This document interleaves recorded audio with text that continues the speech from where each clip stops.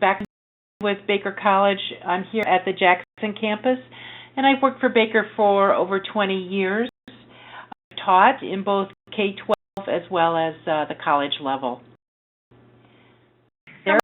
Are you done, Cindy? Yes. Okay. Hi, everyone. This is Terry Horton. I'm from Baker College of Port Huron.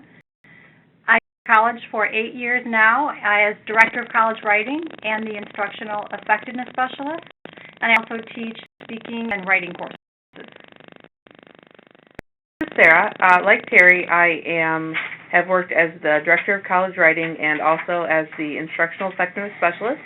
I began in K-12, so I spent about 10 years teaching really wonderful high schoolers, becoming full at the college, and I'm at Baker College of Auburn Hills.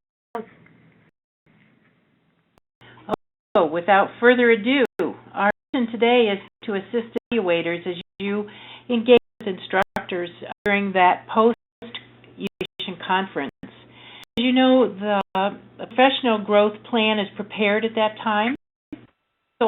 Delve into the practice of self-reflection to aid in creating authentic, measurable goals and to assist in elevating instructional practice. We will be using the chat feature at various points in the presentation. So as Dustin guides us, I'm sure that you're all set with that, and it is enabled.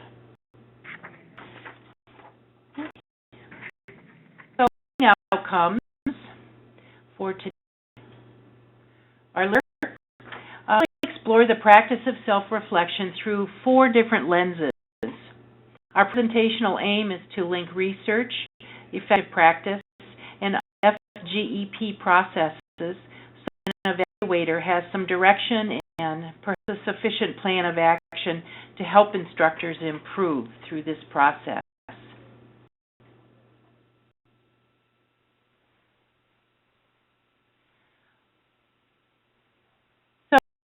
Minute or two to use the chat feature, and we'd like you to think back about a time when you were the learner.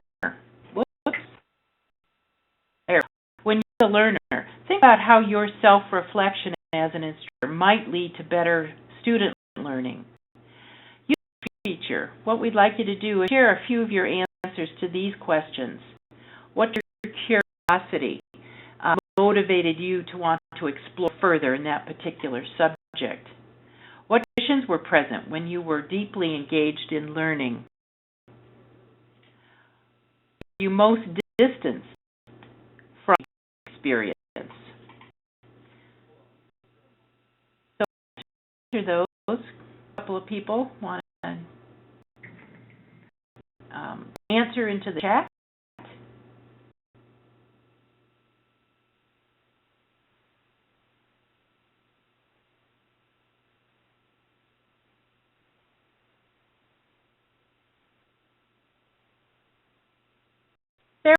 Or Terry? Okay, so most when learning could be attributed to real-world experiences. Oh my gosh, absolutely, Shannon. And for motivated by good teachers and useful learning. Absolutely, Charlie. I'd add here, Cindy, as we prepared this, I was thinking specifically of bad situations where, you know, they say teachers are the worst students, where I sat in the room and I was doing anything except paying attention. And specifically what made me feel that way, that I didn't want to pay attention, that I was counting seconds, and that person didn't engage with me, that if they paid attention to me as an individual, regardless of how big the room was, how many people were present, then I just couldn't give them that same attention back. Yeah, absolutely.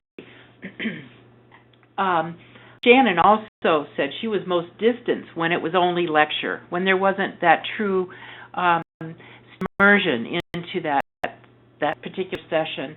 And Cindy Hickel mentioned motivated when activities were added to a presentation,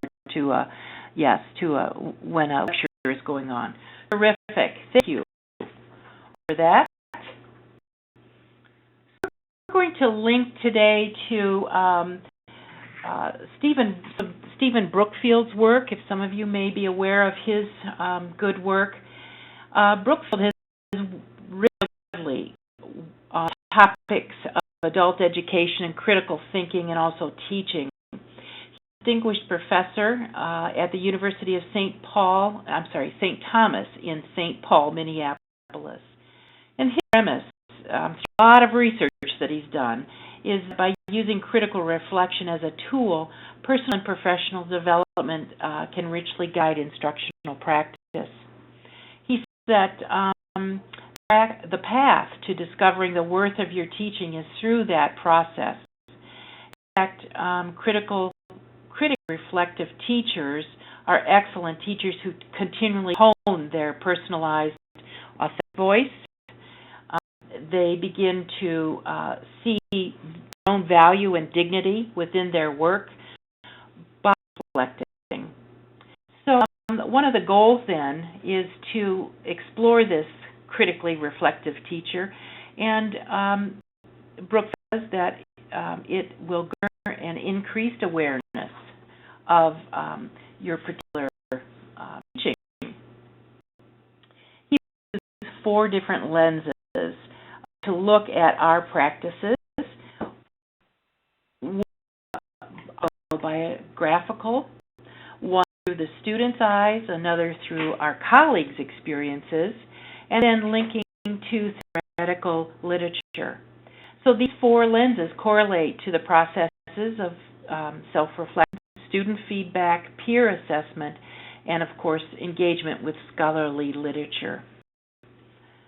To take this critical reflection seriously, we will begin to think very differently about our own professional development. And feel that we'll begin to see our ideas and practices as needing constant investigation, and teaching becomes a possibility for learning and change. Back, and if you would, just jot a few notes to yourself, but think either through the past week or the past quarter to some particular incident that made you say, oh, this is what teaching is really all about, or this is a great day in my life as a teacher. So jot notes down where and when the event happened, who was involved, what made that event so significant. And all of you to also share in the chat your comments.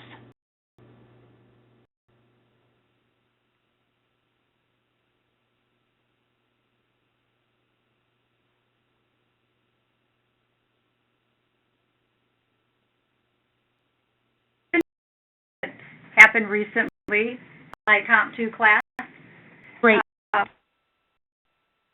My was about #activism, and one of the stories they read about was the group of girls from Nigeria that were kidnapped from Boko Haram. And they were working in groups, and they had read this piece. And a young man, he's about 19, really bright young man, good writer. He called to his group and he said, Mrs. Horton, we want to know what happened to those girls. And according to Boko Haram, they gave away as wives to men. And he said, mean. I said, they gave them away as wives. And he said, you can't do that to a person. You can't give a human being away. And women in his group said, yes, you can. In countries, women have no rights. They're just property. And he asked, is that true? And I said,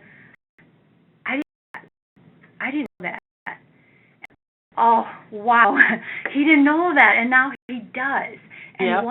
What a profound thing to understand as a young man of 19 that's really had no interest in the world outside of himself, and to learn that, I just thought that was a really powerful experience. Thank you, Terry. What a great suggestion, too.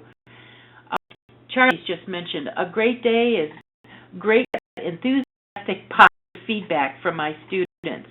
I think Charlie teaches economics, if I'm not, if I got that right, Charlie?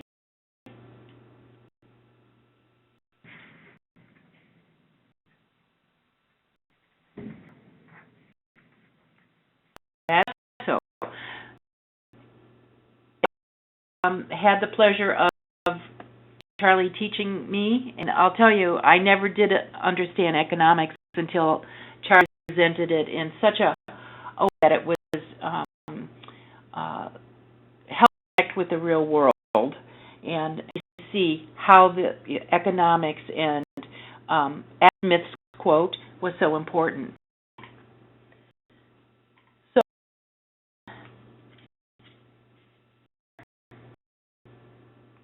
okay, all right. If not, we're going to keep on chugging here. So there is also another researcher that some of you may be aware of. His name was Donald Shon. It's S-H-O-N, and I'm not sure if I'm pronouncing that correctly, but he was a noted MIT professor and business consultant. He contributed immensely to the ideas of reflective professional learning in the late 20th century. He pioneered learning systems and influenced both corporate and educational systems alike. And in his work, he identified two distinctions about reflective practice that has resonated across higher ed. First distinction is reflection in action, while in the midst of teaching, where the instructor uses his or her metacognitive skills, where you're observing what your students are knowing, what they can do with that learning experience.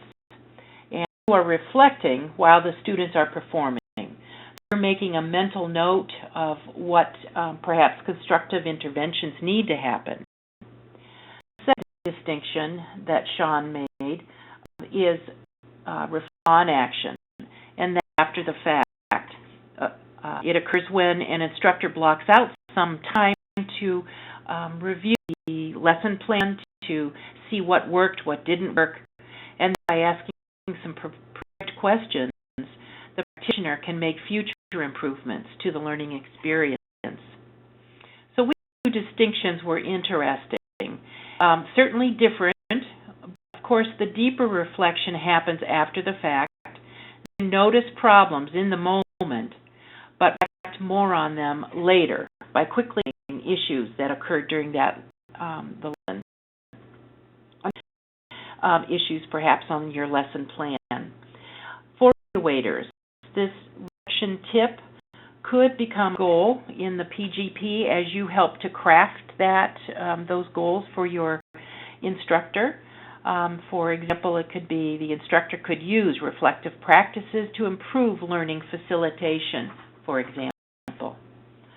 So those are just a couple of distinctions that you'll consider as you're thinking about practice as a tool.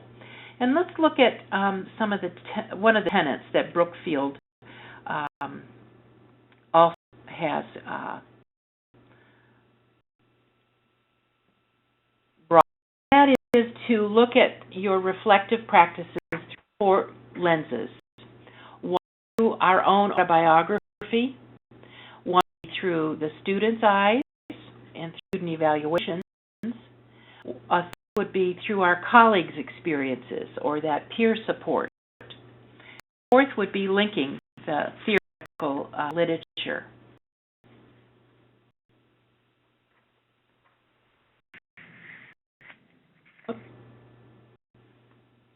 So these we are able to reflect. We look at those student evaluations. We can look at our own notes as far as our own autobiography, how we've grown through the experiences, to then also uncover teaching assumptions. Let me get this right. Where are we here?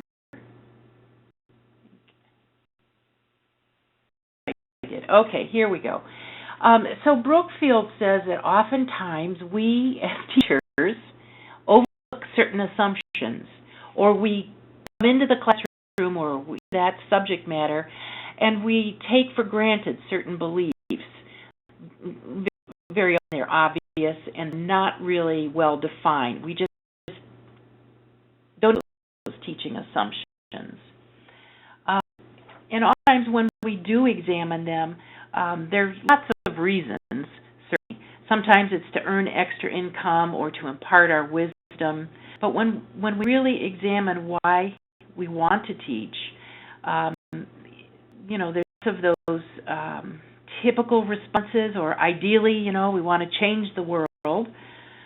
However, those hidden assumptions within our own reasoning are underlying, and they can only be uncovered through reflection, according to Brookfield. So he says that reflective practice can be teaching innocently, that is, thinking that we're always understanding exactly what it is that we're doing and what effect we're having on our students. Teaching innocently means assuming that the meanings and significance we place on our actions in the classroom are the ones that students tell them. That becoming aware of implicit assumptions that frame how we think and act is one of the most challenging intellectual puzzles that we face as instructors. It is one that most of us resist, so it's hard things to do to uncover those assumptions.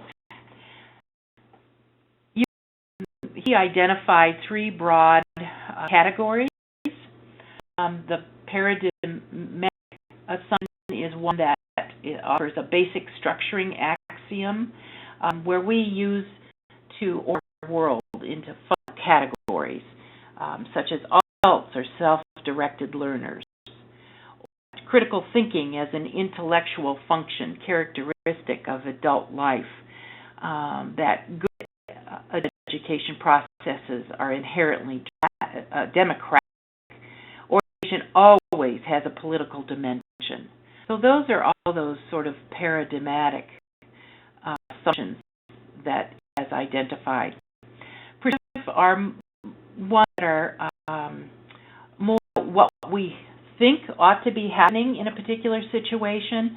These are assumptions that surface as we examine how we think teachers behave, good instruction should look like, and what obligations teachers and students owe to each other.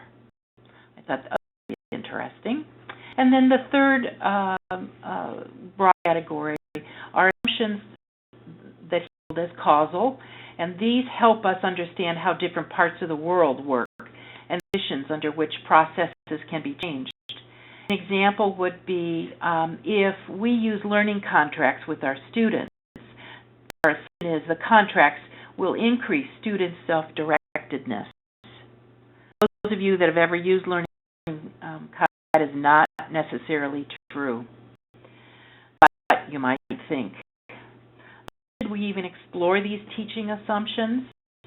Well, from, of course, the professional development perspective, reflective practice and examine assumptions engage us so that improvements can be unearthed and some of those goals can be defined and pursued.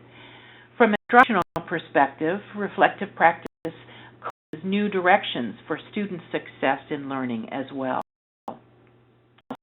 It's an honorable and analytical practice to embrace as an instructor.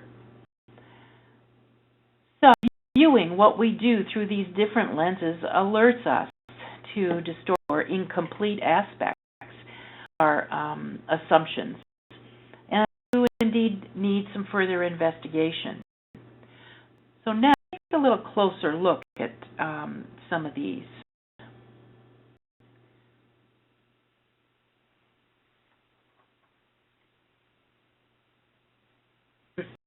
Okay, the autobiographies allow us to view our practice from the other side, where we can connect with our students and what they're experiencing. Through personal self-reflection, we can become aware of the paradigmatic assumptions and the instinctive reasonings that frame our particular work. And identified, we can test for that validity and the accuracy of these assumptions. So autobiographies are an important source of insight. Anecdotal, the from a learner's view can definitely impact our teaching. When we look from the student's eyes, We see ourselves as students, and we see us aware of those actions and assumptions that either confirm or challenge the existing power relationships that are going on in the classroom. Evaluations can also reveal whether students take from our practice the meanings that we intend. Because sometimes that is not so. Their perceptions may be a high degrees away from where we are. Looking at our colleagues' experiences, by inviting a colleague to watch us teach, or by engaging our peers in conversations about our teaching, those aspects normally hidden to us sometimes can be explicit. And we begin to see our practice in a whole new light. And then the theoretical literature provides multiple perspectives and interpretations of familiar yet difficult situations, perhaps, that you faced in some of your experiences. So the literature is certainly a good source to support or enhance our own teaching paradigms. Let's look at a practical situation.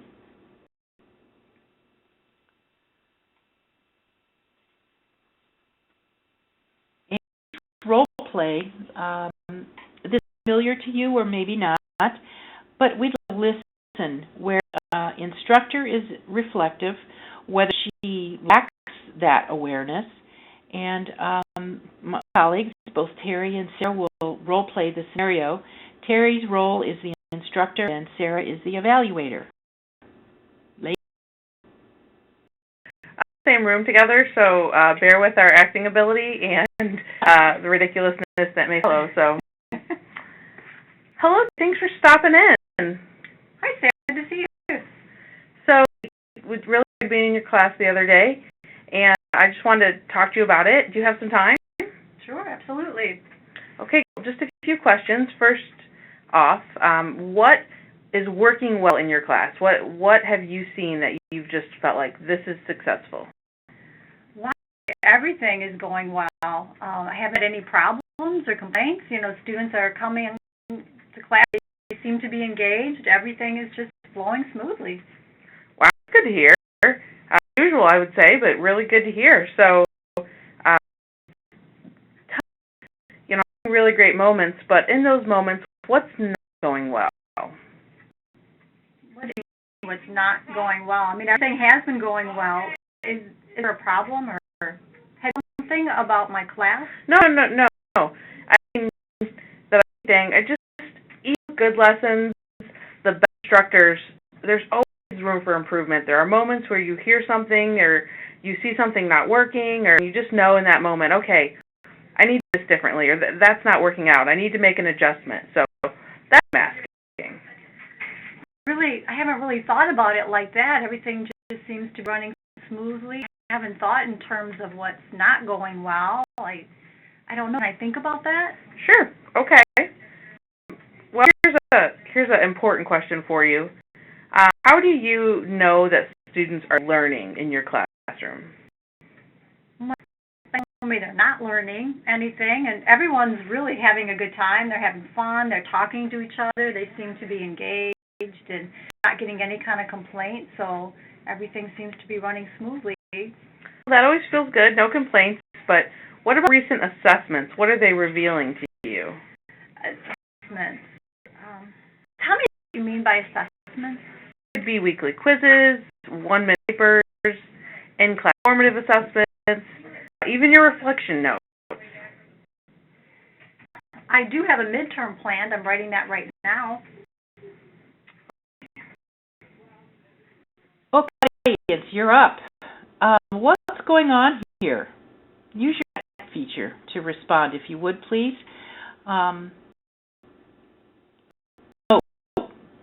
Think what's going on.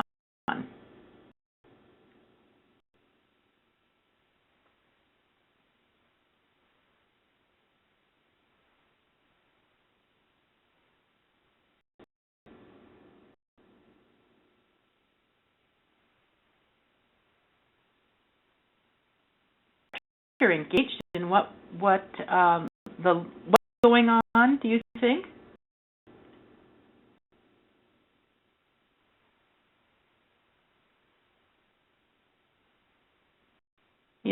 idea if the students are actually learning. Absolutely, Shannon. Confusion, absolutely, Cindy, for those. Your perceptions are right on. Okay, so let's take a look. Thank you both for sharing. Let's take a look at another situation. Nice to see you. Thanks for stopping by. I wondered if you had a few minutes to talk about your evaluation and what I observed when I was in there that day. Sure, absolutely. Right now would be great. Perfect. So tell me, from your view and from what you've observed and thought about, what is working well in your class? Well, talk to me about building a learning community in my classroom. I've been doing some of the things you suggested, and it really seems to be helping. The students got to know each other through the Blackboard discussion. Now they know each other's names and comfortable responding in class and talking to each other. Oh, and also the small group work is going really well. In fact, one of my students asked if we could look into some social networking so they could explore their topics further. Wow. Have you had a chance to do that yet? Or? Not yet, no, but I'm going to work on that this week. So there's a lot of really good things happening. What's not going well? Well, quiz this week, and I found out that many students are still confused about how to write in-text citations. So this week I go back and teach a mini lesson just to make sure they really got it. This time, though, I did a different approach and then peer review each other's, and I think they got out of that. Now they seem to understand how to use in-text citations. Struggle with having to go back and why didn't the students learn it? I gave the information. It's great that you were able to just try a different approach, and I'm glad they were successful. Instead of a quiz, obviously, what other methods of assessment have you tried so far? What I did with the in-text citations is today I asked my students to read the article, and then they had to write a response and include the in-text citation into more authentic writing. And then I had them review each other's work in small groups and look for ways that they could improve. And they seemed to get a lot out of that, too. And that was just a different way to tackle the in-text citation. You're really incorporating formative assessment and your assumptions about their learning. I really love what's happening in your classroom. Thank you.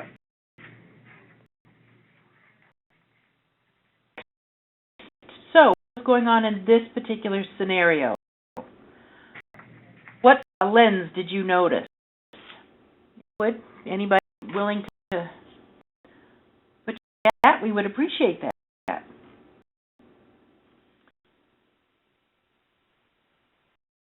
Yes, absolutely.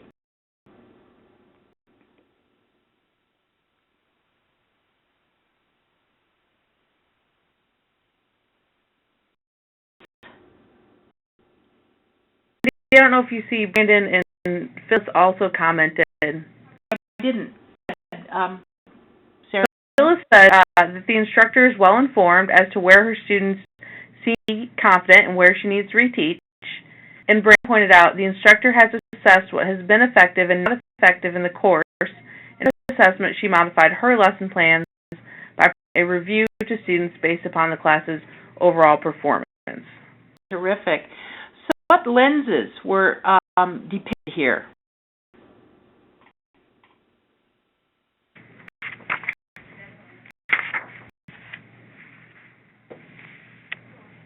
Here are some reviews, yep. So that would be the through the student's eyes and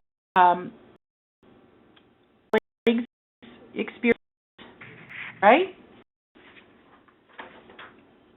Yeah. Okay. So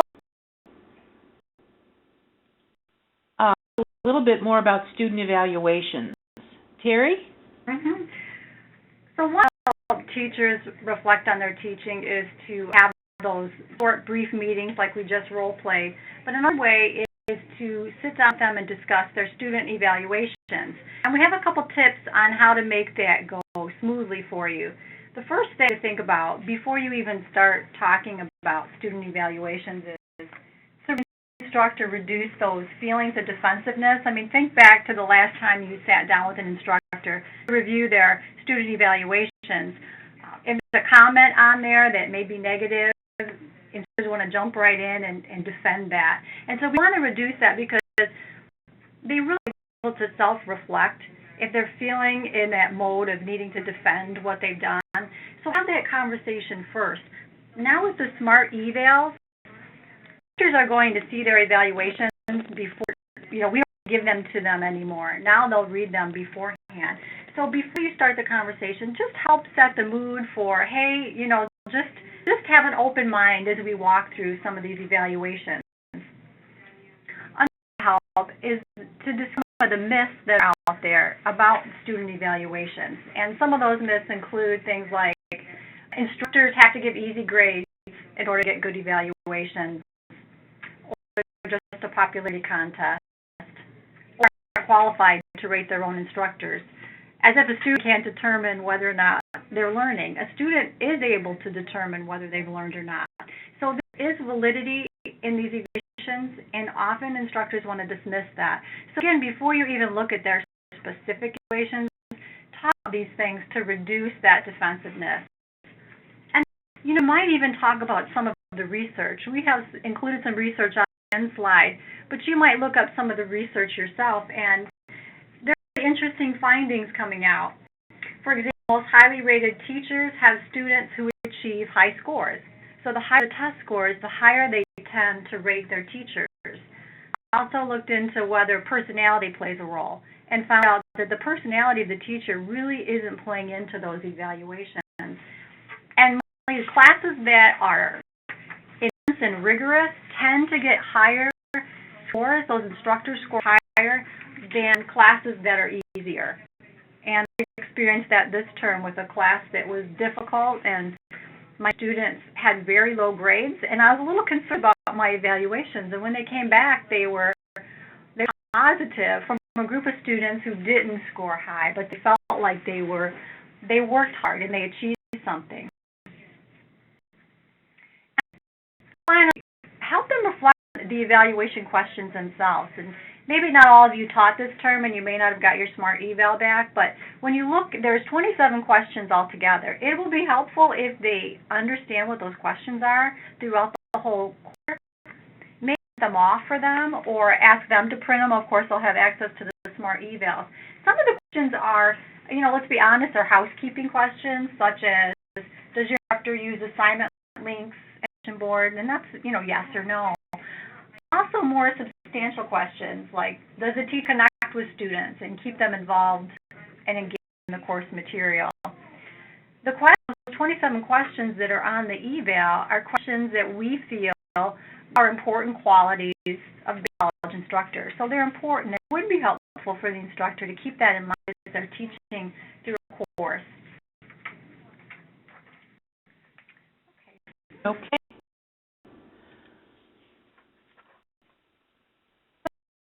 You reduce that defensiveness, help them have an open mind. And what you want to do is really let them begin the conversation. You don't need to create an assessment. You don't need to explain the evaluations to them, but let them start. So tell me, what are your thoughts about the evaluations? If you haven't done the SMART evals yet, and maybe you haven't because this is the first quarter that we're getting them, time to look those over. There's a video that comes with it. Have the instructor look over the video because that will be helpful to interpreting that data. And hopefully we'll have some more instruction to come to help interpret data. But at the very least, make sure that they know what the questions are. And help them make sense of those student comments. They're so random, right? Is there a way that maybe you can categorize those comments and put them into groups? Interpret. Good comments like great class, awesome teacher, fun, but it doesn't tell you why.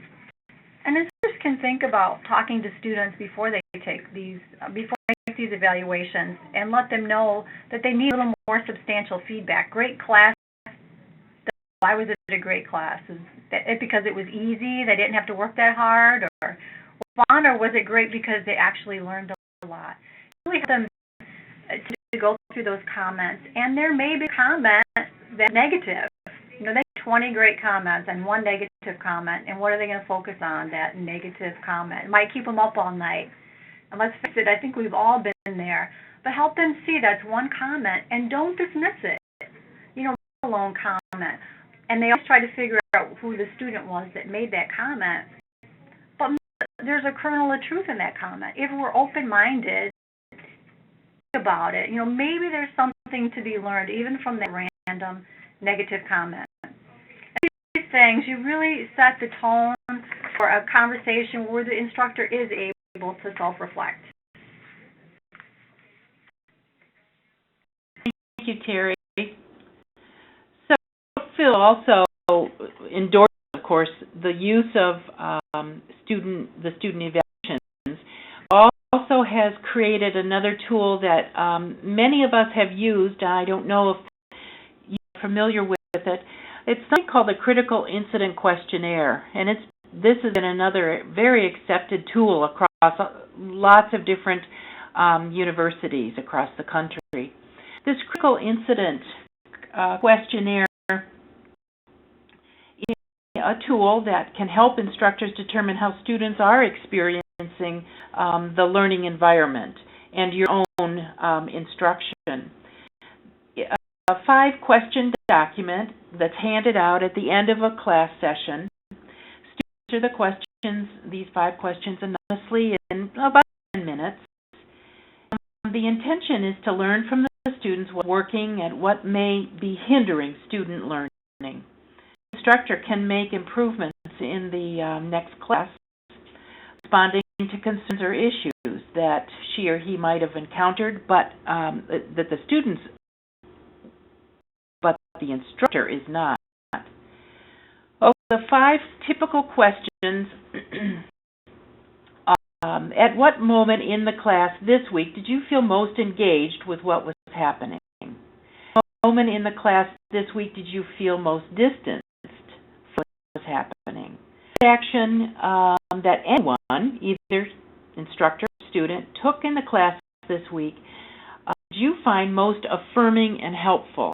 Action that anyone took, either teacher or instructor, took in the class this week, did you find most puzzling or confusing? The 5th question, what about the class this week surprised you? Thinking about your own reactions to what went on, or something that someone did, or anything that occurs to you. So this answer anonymously. And by using this questionnaire on a regular basis, also train students to begin to be analytical thinkers, not just answer in a more superficial manner.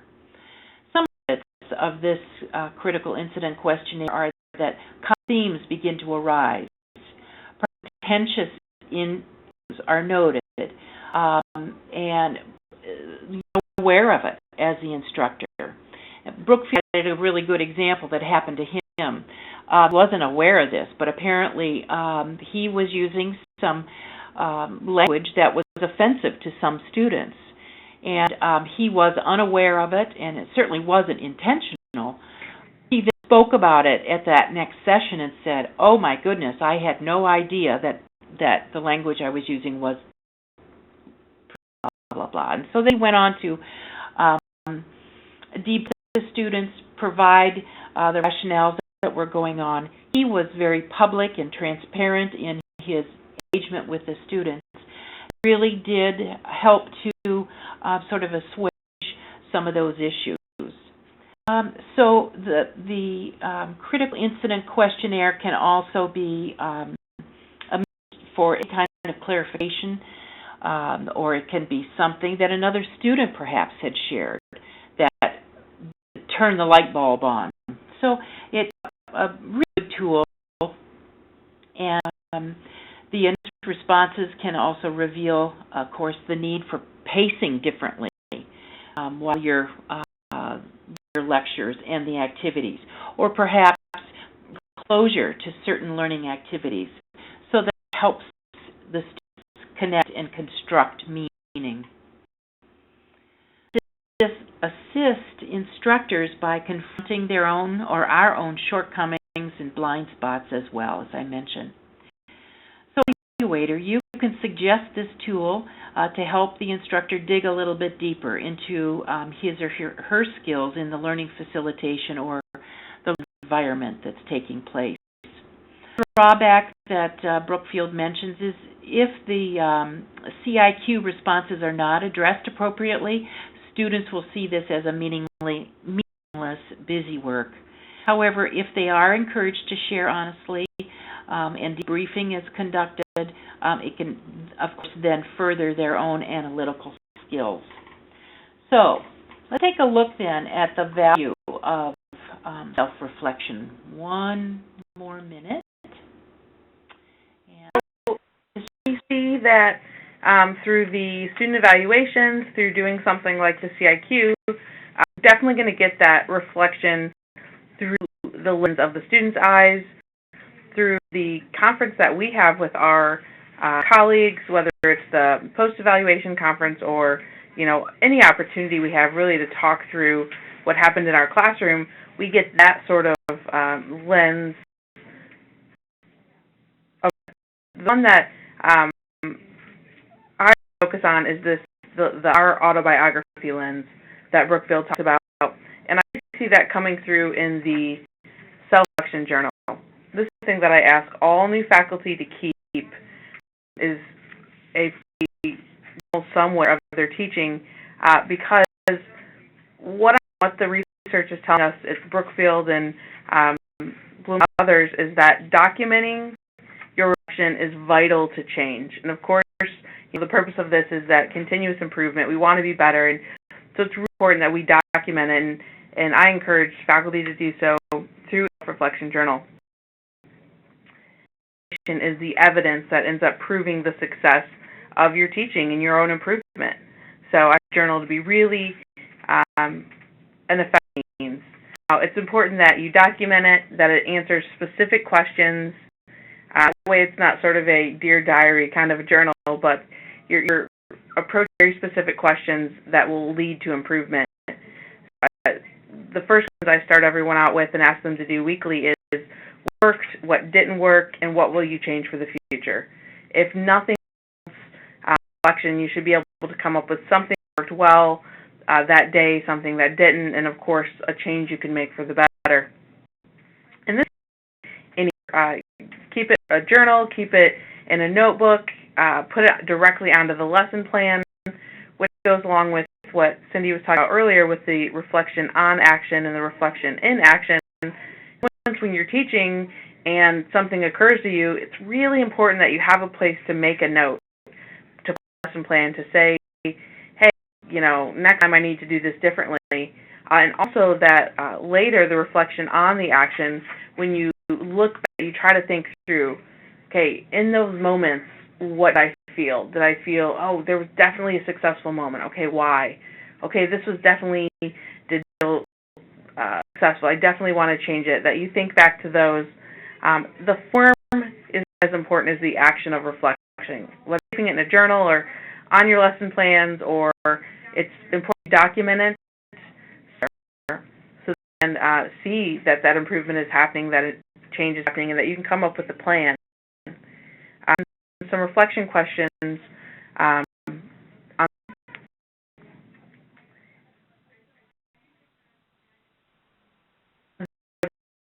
Everyone to start with that for a specific lesson or a specific moment, but just as a teacher, when you're determining your goals and seeing how you want to handle it, is to really stop and reflect on these questions. So, teach for transfer and long-term retention. This is an answer that will probably change as you reflect, as you learn, as you grow as an instructor, but it's really important that you think that looks like you're asking yourself what worked in the class, what didn't work in the class, that you think back to these ideas of what will help with long-term retention for the students. Ask them, what is a quality facilitator? What does that look like? And what do I make about my teaching effectiveness? We don't have time right now to go through have you answer these, but I put them down and think about them. This is definitely a good starting point for reflection.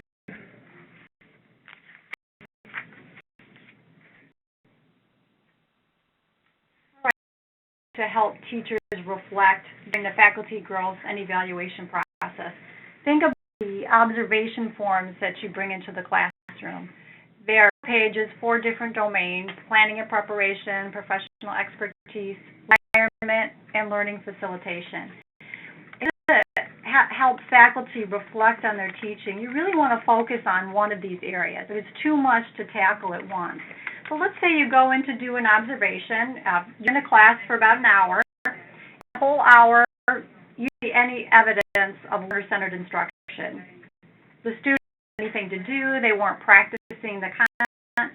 There's no formative assessment. It looks like the teacher's the only one working, standing up there lecturing or answering his or her own questions. Then you probably feel like the biggest opportunity for improvement is going to be under planning and preparation, because really that teacher hasn't prepared a learner's environment and needs in that area. Or you go into a classroom and you know it takes about 10 to 15 minutes to get class started. The teacher waits for the drive because they're often late. Student conversations when the teacher does start class, it doesn't seem like anybody really knows when class is about to start. That's like, well, the greatest opportunity for growth for this teacher is under the learning environment domain. The teacher needs classroom management skills. So think of what area needs the most improvement and try to focus on that area. That's really going to help the instructor self-reflect. The next slide, think about professional growth plan, the PGP. And what think about again is which one of those domains does the instructor need to work in the most. So when you get to the PGP and you go into the electronic forms, you'll actually get a drop-down box. They have goals listed for you. If you want to choose one of those goals, you can always add your own. What you want to do is you want to choose goals then that focus on that particular domain. You can maybe 1 to 3 goals. 1 sometimes is appropriate. Any more than 3, and the instructor probably isn't going to be able to meet those goals. And you're going to sit down and you're going to have this conversation with the instructor, something like, so I noticed that it took you a while to get class started and to get students settled down. I think I have some strategies that you would benefit from. I have some ideas that would make your class run better and just make your job a lot easier. Have that conversation with them then when you're sitting down. So just to sum that, what is the for growth? Which one of those domains? And then select goals that meet those domains from that drop-down list. Of course, have the conversation with the instructor about why you selected those goals. Let them know what you saw during the observation so that they can self-reflect more deeply.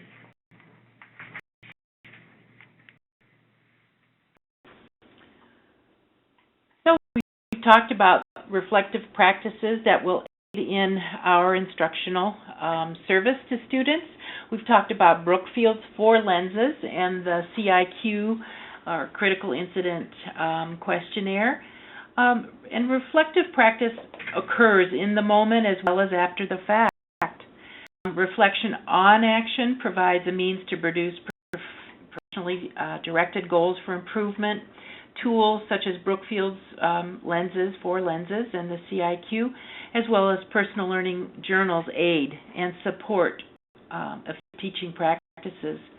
These instructions should hopefully support you as evaluators as well, and help to craft those PGPs with your instructors. We hope that we've piqued your curiosity a bit. Our next slide offers the references that we chose. We'll take displays for just a couple of minutes. I think we're getting close to the end, but I think we might have a couple of minutes for some questions. So if you want to, if you have a question, you want to post that in the chat, that would be terrific.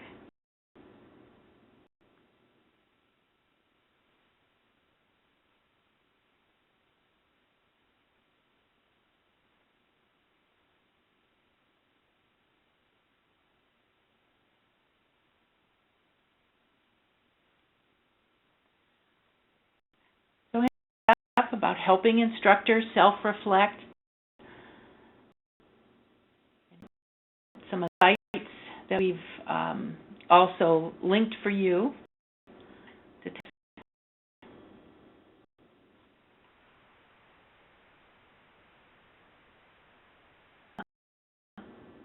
So she reflects on from her own perspective, absolutely.